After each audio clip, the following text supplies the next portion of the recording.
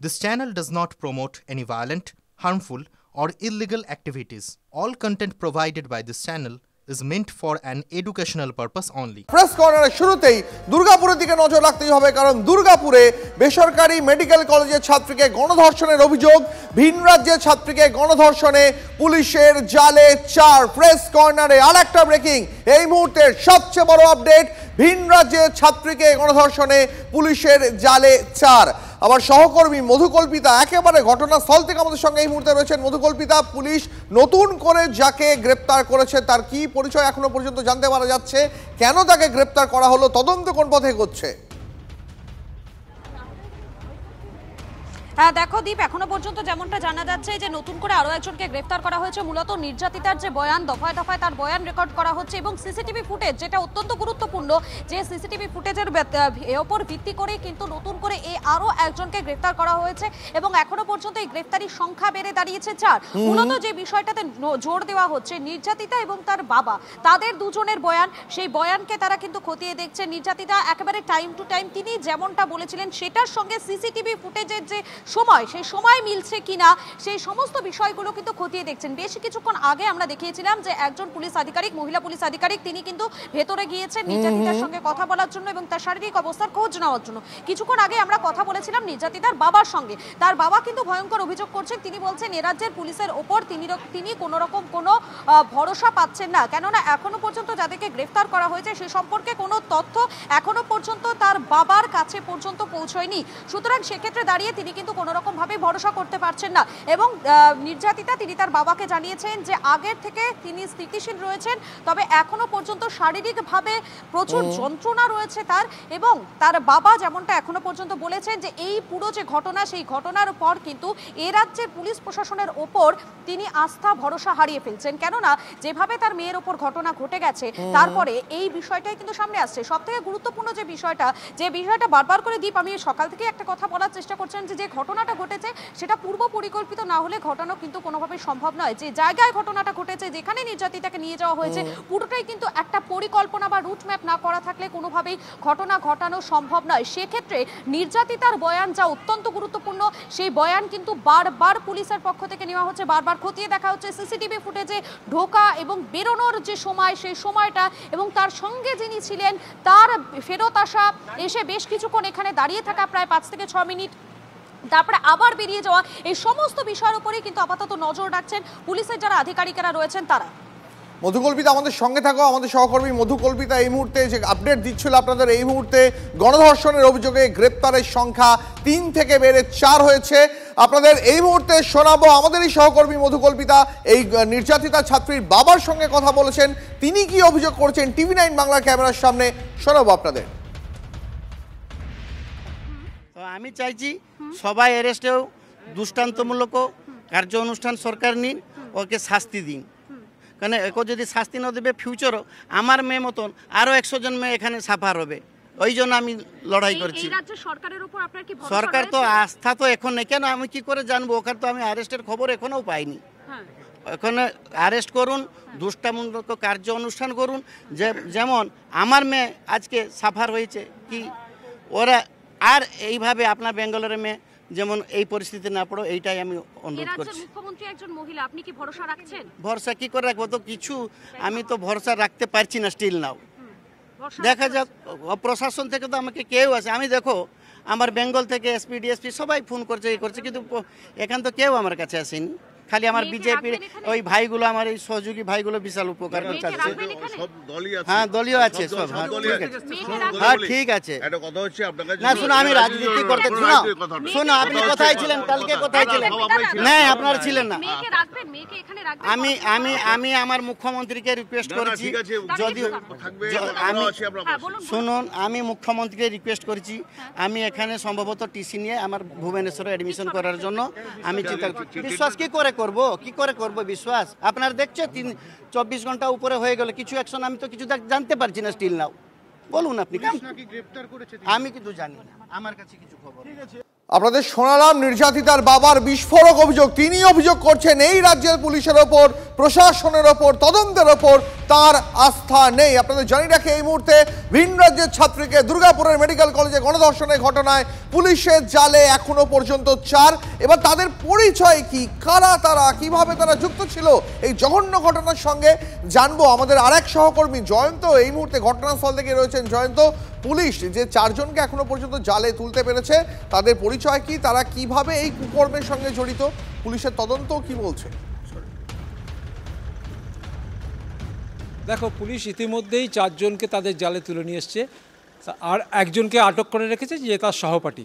ইতিমধ্যেই পুলিশ 3 জনকে গ্রেপ্তার দেখাচ্ছে, যাদের নাম হচ্ছে শেখ ফিরদৌস, শেখ শফিকুল এবং শেখ রিয়াজউদ্দিন।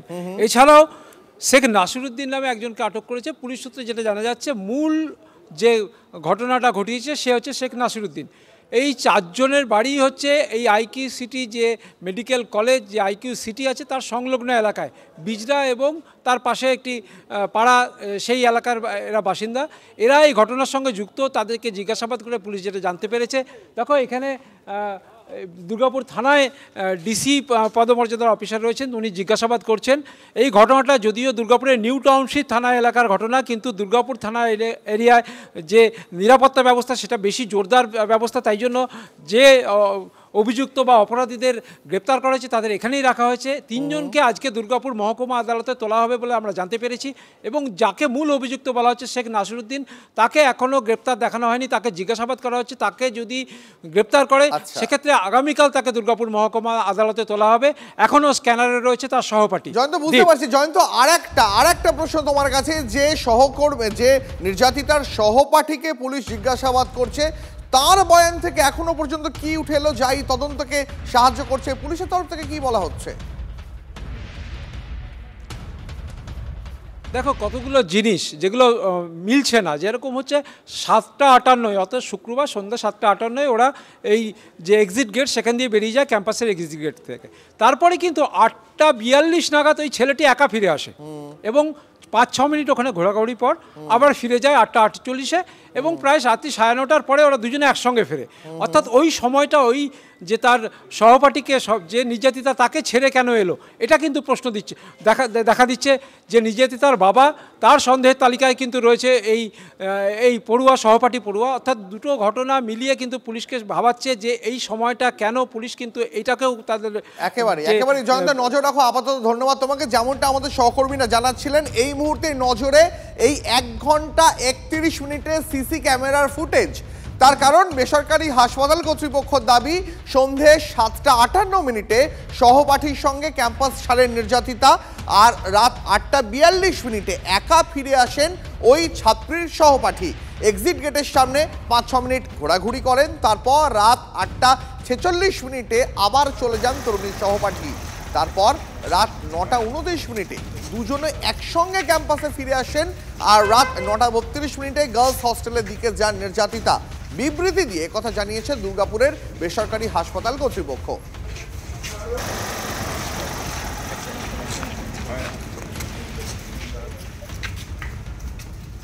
এই মুহূর্তে আপনাদের যে ছবি দেখাচ্ছিলাম, আমাদের সহকর্মী মধুকল্পিতা যে ছবি আপনাদের একটু আগেই বলছিল, যে পুলিশের তরফ থেকে মহিলা আধিকারিক তিনি এই মুহূর্তে পৌঁছেছেন, এবং সেখানে আপনারা ছবি দেখতে পাচ্ছেন এই মুহূর্তে।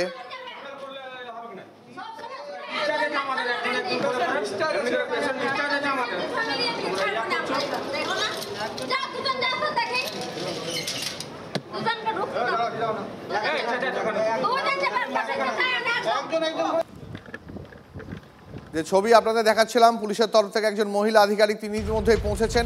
এই মুহূর্তে সবচেয়ে বড় প্রশ্ন, সবচেয়ে বড় এই মুহূর্তে আতশ কাছে নিচে এই 1 ঘন্টা 31 মিনিটের সিসি ক্যামেরার ফুটেজ। তার কারণ, বেসরকারি হাসপাতাল কর্তৃপক্ষের দাবি মোতাবেক 7:58 সহপাঠীর সঙ্গে নির্যাতিতা ক্যাম্পাস ছাড়েন, রাত 8:42 ছাত্রী সহপাঠী একা ফিরে আসেন। আমাদের সহকর্মী মধুকল্পিতা এই মুহূর্তে আমার সঙ্গে আবার সরাসরি রয়েছেন। আমি সরাসরি মধুকল্পিতার কাছে জানতে চাইব, মধুকল্পিতা, এই সিসি ক্যামেরার ফুটেজে যে 1 ঘন্টা 31 মিনিটের কথা বারবার উঠে আসছে, অর্থাৎ দুজনের একসঙ্গে বেরিয়ে যাওয়া, তারপর ছাত্রী সহপাঠীর একা ফিরে আসা, তার বেশ কিছুক্ষণ একা ঘোরাঘুরি করা, তারপরে আবার চলে যাওয়া, তারপর দুজনে মিলে একসঙ্গে ফিরে আসা, এই ক্রোনোলজিটা আমি আরেকবার তোমার কাছ থেকে বুঝতে চাইবো যে কি ব্যাখ্যা হতে পারে।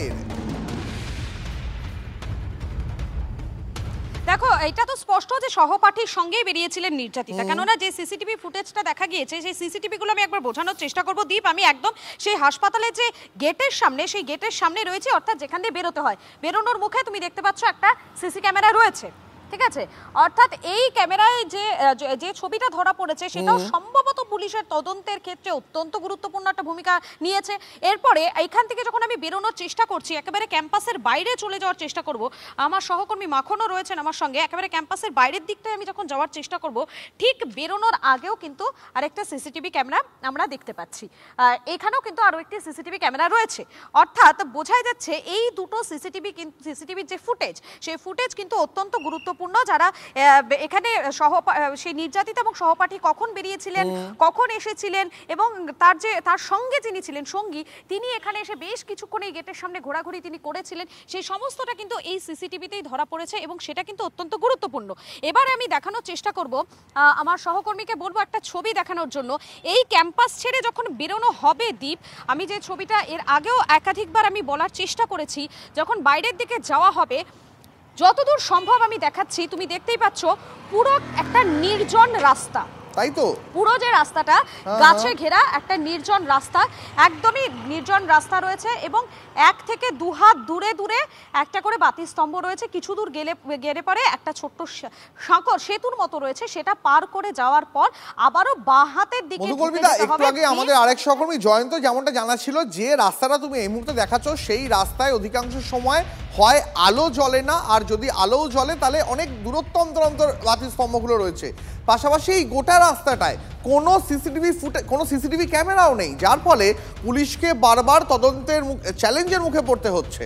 আমি একবার এই রাস্তাটা আরেকবার ভালো করে দেখতে চাইবো তোমার মাধ্যমে। দেখাচ্ছি দীপ, একদম একদম তুমি দেখতে পাচ্ছ এই মুহূর্তে আমি সেই রাস্তাটাই দেখানোর চেষ্টা করছি। বাতি স্তম্ভগুলো রয়েছে, আমার চোখে যতদূর যাচ্ছে এখান থেকে পরপর আমি 3টে বাতি স্তম্ভ দেখতে পাচ্ছি, তারপরে কিন্তু আর বাতি স্তম্ভ নজরে আসছে না। কিন্তু পুরো রাস্তাটা তুমি দেখো, দুদিকে গাছগাছালিতে ভর্তি রয়েছে, একটা মানে এখন যতটা তুমি মানুষ দেখতে পাচ্ছ, যারা স্থানীয়রা রয়েছেন, যারা এই হাসপাতালে নিরাপত্তা রক্ষীর কাজ করেন, তারা বলেন যে সন্ধ্যের পর পুরো রাস্তাটা প্রায় আধারে ডুবে যায় এবং পুরো রাস্তাটা তুমি দেখলেই বুঝতে পারবে যে এখানে আশেপাশে কোনো দোকান নেই, যে একটা জমজমাট এলাকা আমরা যেটাকে চলতি কথায় বলে থাকি, সেটা কিন্তু মোটেও এই জায়গাটা নয়। তুমি দেখতেই পাচ্ছ এখানে যত দূর নজর যাচ্ছে, এখান থেকে বেশ খানিকটা হেঁটে গিয়ে তারপরে কিন্তু সেই ঘটনাস্থলটা পড়ছে। আমি যত দূর যাব, যত দূর চোখ যাবে, তত দূরই কিন্তু ফাঁকা। যারা স্থানীয়রা রয়েছেন তারা বলছেন এই যে দুধারে যে জঙ্গলের মতো জায়গাটা রয়েছে না, যে মাঝখানে যে রাস্তাটা, এই জঙ্গলে নাকি সন্ধ্যের পর থেকে অসামাজিক কাজকর্মও চলতে থাকে। যারা দুষ্কৃতীরা তারা নাকি এখানে এসে বিভিন্ন ধরনের নেশাও নাকি তারা করে থাকেন স্থানীয় বাসিন্দারা, এবং এই ক্ষেত্রে প্রশাসনের কি ভূমিকা থাকছে দীপ, সেটা নিয়েও যথেষ্ট প্রশ্ন উঠে যাচ্ছে। তুমি একবার দেখো, যেদিকে আমার নজর যাবে, যেদিকে আমি তাকানোর চেষ্টা করছি, তুমি দুটো দিকেই দেখো একেবারে গাছগাছালিতে ভর্তি রয়েছে। এবং সব থেকে বড় কথা, যেখানে এই জায়গাটায় আমি দাঁড়িয়ে রয়েছি, এখান থেকে এই মেডিকেল যে কলেজ রয়েছে সেই মেডিকেল কলেজ দেখা যাচ্ছে, যেখানে 2 থেকে 3 নিরাপত্তারক্ষী রয়েছে। সুতরাং এতটা দূরে চলে যাওয়ার পর একটা ঘটনা ঘটে গেলে সেক্ষেত্রে একজন মহিলার নিরাপত্তা নিয়ে তো প্রশ্ন উঠবে, কেননা যেভাবে একটা নির্জন ফাঁকা এলাকা, সেখানে তো একটা প্রশ্ন উঠছে। এবং যে সময় ঘটনাটা ঘটেছে সম্ভবত রাতের দিকে, যেরকম সিসিটিভি ফুটেজে দেখা যাচ্ছে তাতে বোঝাই যাচ্ছে রাত 8টার পর। সুতরাং আরও একটা গুরুত্বপূর্ণ প্রশ্ন উঠছে দীপ, পুলিশের পেট্রোলিং। যখন পুলিশ জানে এখানে একটা মেডিকেল কলেজ রয়েছে, যেখানে পড়ুয়ারা রয়েছেন, শুধুমাত্র মহিলা বললেও ভুল হবে, মহিলা এবং পুরুষ উভয় পড়ুয়ারাও এখানে রয়েছেন, সেক্ষেত্রে পুলিশের পেট্রোলিং কেন ছিল না?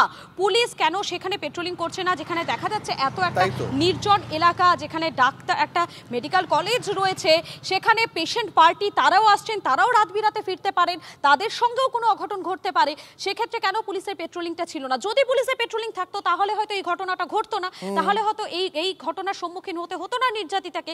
এটাও একটা গুরুত্বপূর্ণ বিষয়। এবং রাস্তা, এই যে একটা হাসপাতালের সামনের একটা রাস্তা, সেখানে কোনো সিসিটিভি ক্যামেরা কিন্তু আমি এখনো পর্যন্ত দেখতে পাইনি, একমাত্র হাসপাতালের গেট এন্ট্রান্সের মুখ ছাড়া আর কোথাও রাস্তার কোথাও কিন্তু সিসিটিভি দেখা যায়নি। একেবারে মধুকল্পিতা, নজর রাখো, পরবর্তীতে আবার তোমার কাছ থেকে আপডেট দেবো। তবে এই মুহূর্তে পাশাপাশি 3টে ফ্রেমে ছবি দেখাচ্ছি আপনাদের। একদিকে দেখাচ্ছি যে মেডিকেল কলেজে এই ঘটনাটি ঘটেছে সেই মেডিকেল কলেজের ছবি। পাশাপাশি দেখাচ্ছি আজ সকালে পুলিশ ঘটনাস্থলে যায়, সেখানে গিয়ে ড্রোন উড়িয়ে জঙ্গলে আর কোনো অভিযুক্ত লুকিয়ে রয়েছে কিনা তার নজরদারি চালায়, তল্লাশি চালায়। আর অন্যদিকে আপনাদের ছবি দেখাচ্ছি, এক এক করে অভিযুক্তদের জালে তোলা হয়েছে সেই ছবিটাও।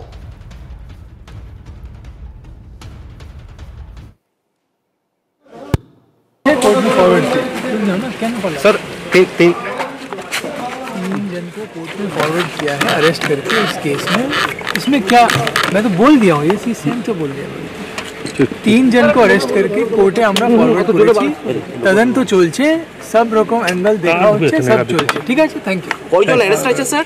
চল স্যার সভাপতি যা তো 3 জন স্যার সভাপতি কে অ্যাটেন্ড 3 জন অ্যারেস্ট আছে, 3 স্যার সভাপতি ডিটেইন আছে, সভাপতি 3 জনকে অ্যারেস্ট করে কোর্টে ফরওয়ার্ড করা হয়েছে। পুলিশের বক্তব্য আরো একবার শোনালাম আপনাদের। যেমনটা পুলিশের তরফ থেকে জানানো হয়েছে, 3 জনকে এখনো পর্যন্ত গ্রেপ্তার করা হয়েছে, আজই তাদের আদালতে পেশ করা হবে। পাশাপাশি 3টে ছবি আরো একবার দেখাচ্ছি আপনাদের।